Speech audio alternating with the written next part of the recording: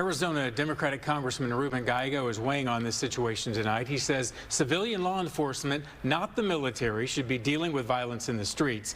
He writes, quote, "As a Marine, I know our military exists to defend our country from foreign threats, not to batter American protesters."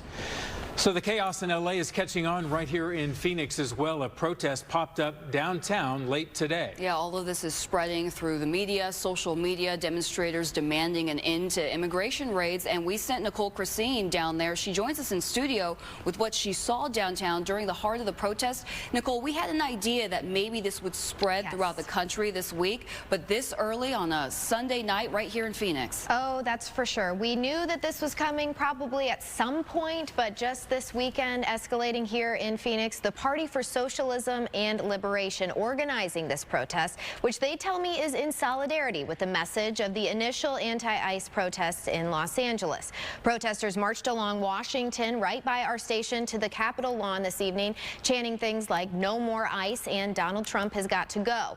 There were some speeches once at the Capitol, people speaking as children and grandchildren of immigrants, sharing their frustration and anger with the Trump administration's response in LA. And we spoke with one of the organizers at the Capitol. Here's her message. Most of us are Latinos, most of us are children of immigrants. What we have been observing across the country, and actually most recently, is that the Trump administration has sent out the National Guard to Los Angeles, and we are here to stand in solidarity with our community in Los Angeles that, is being brutalized by the National Guard for simply standing against the ICE raids that are happening in their communities.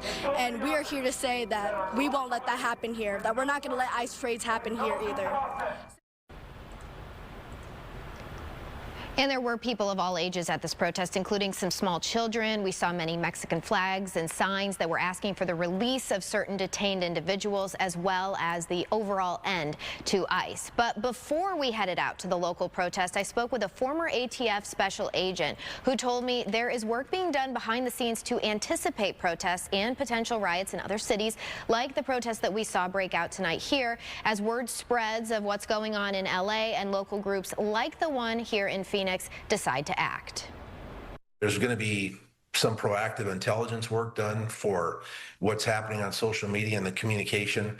In this non-riot time, it only takes one to look to see that there's a prevailing trend about anti-hierarchy, anti-law enforcement, anti-authority for any reason, for any causation. So, people that are in that frame of mind, they just need an enemy.